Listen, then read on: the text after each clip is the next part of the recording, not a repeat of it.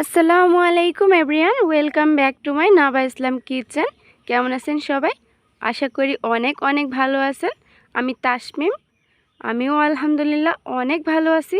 আপনাদের দোয়া ও ভালোবাসা আজকে আমি তৈরি করে দেখাবো আপনাদেরকে কিভাবে আপনারা কাঁচা আম দিয়ে টক ঝাল মিষ্টি আচার তৈরি করবেন আর সারা বছর জুড়ে কিভাবে সংরক্ষণ করবেন তার রয়েছে অনেক অনেক টিপস অ্যান্ড ট্রিক্স।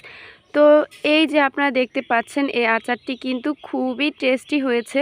তো আপনাদের সাথে আমি স্টেপ বাই স্টেপ সব কিছু শেয়ার করব। তো চলুন দেখা যাক কিভাবে এই আচারটি তৈরি করবেন। প্রথমে আমি এখানে কিছু আম নিয়েছি, এখানে প্রায় 2 কেজির মতো হবে আম। এখন আমি একটা ফিলারের সাহায্যে এই আমগুলোর চামড়াগুলো সরিয়ে নিচ্ছি। তো দেখতেই পাচ্ছেন আমার মোটামুটি আমগুলোর চামড়াগুলো সরিয়ে নেওয়া হয়েছে। আপনারা তো মোটামুটি সবাই এই কাজটি করতে পারবেন, এটা আর আমি ভিডিও করলাম না। দেখতেই পাচ্ছেন আমি একটা ফিলারের সাহায্যে যে চামড়াগুলো সরিয়ে নিয়েছি। এখানে রয়েছে ছোট্ট একটি টিপস, আপনারা কিন্তু অবশ্যই এই স্টেপটি ফলো করবেন। এখানে চামড়াগুলো যদি একদম হালকা করে ফেলে দেন তাহলে কিন্তু আচারের কালারটা কালচে হয়ে যাবে। এটা কিন্তু একটু ভারী করে চামড়াটা ফেলতে হবে। দেখতেই পাচ্ছেন আমি কিভাবে কাজটি করলাম, নয়তো একবারে চামড়া থাকলে কিন্তু এটা কালচে হয়ে যাবে।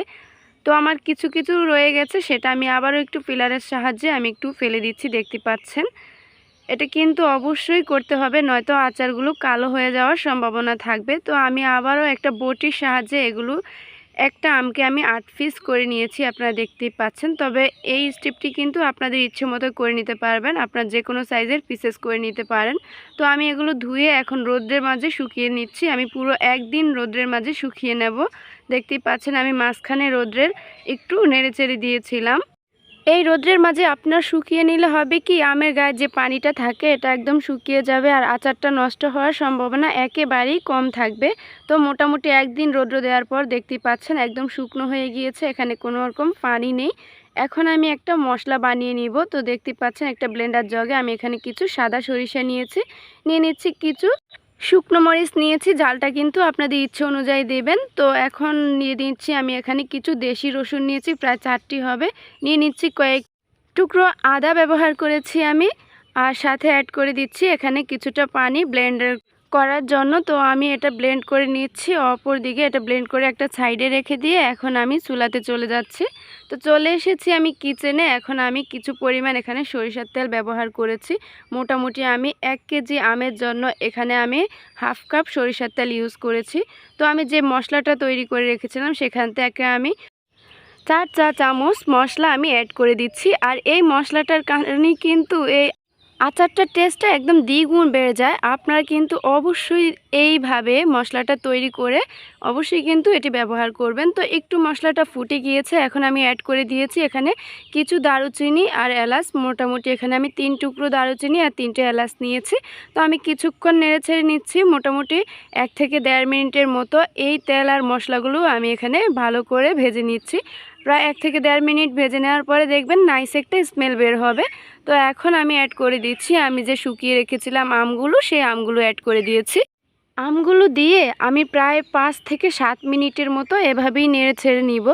আর অবশ্যই কিন্তু এই স্টেপটি ফলো করতে হবে, নয়তো আমগুলো একেবারেই গলে যাওয়ার সম্ভাবনা থাকবে। এই তেলের মাঝেই কিন্তু 5 থেকে 7 মিনিটের মতো এটা ভেজে নিতে হবে। তো দেখতেই পাচ্ছেন আমি 4 থেকে 5 মিনিটের মতো মোটামুটি ভাজা হয়ে গিয়েছে। আর এই তেলটা কিন্তু আম থেকে একদম ছেড়ে ছেড়ে এসেছে, আপনারা খেয়াল করেছেন নিশ্চয়ই। মশলাগুলো থেকে তেলটা একদম ছেড়ে দিয়েছে। এই পরিস্থিতিতে আমি দিয়ে দিচ্ছি এখানে হাফ চা চামচ লবণ অ্যাড করে দিয়েছি, খেয়াল করেছেন নিশ্চয়ই। আর লবণটা দিয়ে আমি আবারও কিছুক্ষণ নেড়ে ছেড়ে নিচ্ছি, প্রায় 1 মিনিটের মতো হবে নেড়ে ছেড়ে নিয়েছি। এখন আমি অ্যাড করে দিচ্ছি চিনি।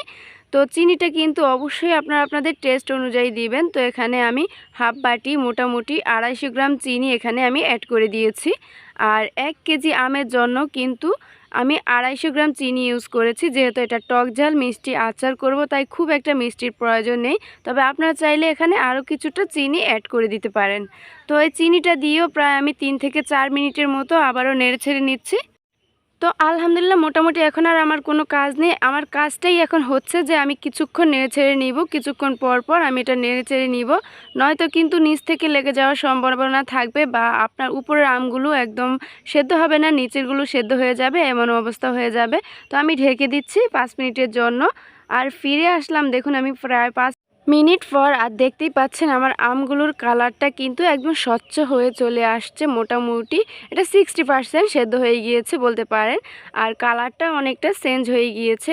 এই আমি 5 মিনিট যে ঢেকে রেখেছিলাম, আমি মাঝখানে প্রায় 3 বারের মতো নেড়েচেড়ে দিয়েছি। অবশ্যই কিন্তু এই স্টেপটি ফলো করবেন। এটা ঢেকে দেওয়ার পরেও কিন্তু নেড়েচেড়ে দিতে হবে। এখন আমি অ্যাড করে দিচ্ছি এখানে হোয়াইট ভিনেগার। আর এই হোয়াইট ভিনেগার কিন্তু আপনাকে এই আচারটা পুরো 1 বছর ভালো রাখতে সাহায্য করবে। কোনো রকম ফ্রোজেন পদ্ধতি ছাড়াই কিন্তু এই আচারটি আপনার ভালো থাকবে। আর এটাকে কিন্তু অনেকে সিরকা বলেও চিনে থাকি, তো আপনার যে নামে চিনতে পারেন। এই সিরকাটা অ্যাড করে দেওয়ার পর এখন আমি যে কাজটি করব, কিছুক্ষণ নেড়ে ছেড়ে নিয়েছি। এখন আমি ঢেকে দিচ্ছি আবারও প্রায় 5 মিনিটের জন্য।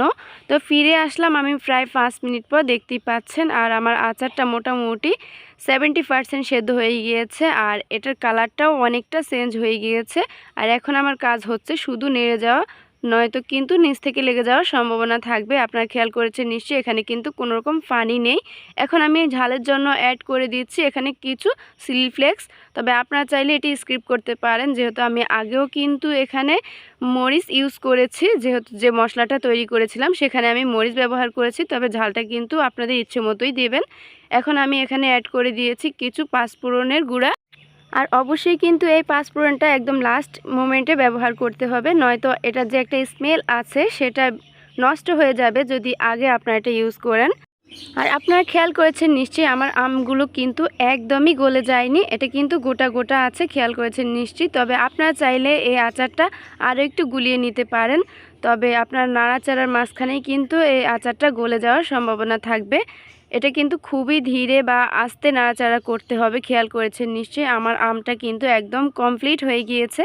এখন আমি আরও কিছুক্ষণ রেখে আমি এটা চুলা থেকে নামিয়ে নিব। আর এই পুরো আচারটা তৈরি করতে আমি কিন্তু চুলার আঁচটা কিন্তু একদম মিডিয়াম লোতেই রেখেছিলাম। এখন আমি একটু পরিবেশন করে দেখিয়ে দিচ্ছি। প্রায় 10 মিনিট পর ঠান্ডা হয়ে গিয়েছে।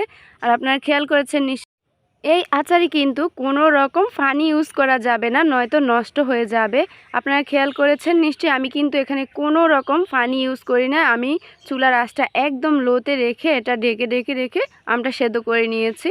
এইভাবে যদি আপনার প্রতিটি স্টেপ ফলো করে এই আচারটি তৈরি করেন, ইনশাআল্লাহ পুরো 1 বছর ভালো থাকবে, কোনো রকম ফ্রোজেন পদ্ধতি ছাড়াই। আর যখনই এই আচারটি খাবেন অবশ্যই কিন্তু যে বয়ামে নেবেন সেটা কিন্তু শুকনো রাখতে হবে, আর চামচটাও কিন্তু শুকনো ব্যবহার করবেন। পুরো আচারটি তৈরি করতে প্রায় আমার 1 ঘন্টা 30 মিনিটের মতো সময় লেগেছিল। অবশ্যই কিন্তু একটু সময় নিয়ে আচারটি তৈরি করবেন, তাহলে কিন্তু ইনশাআল্লাহ পুরো বছর জুড়ে ভালো থাকবে আর সংরক্ষণ করতে পারবেন খুব সহজেই।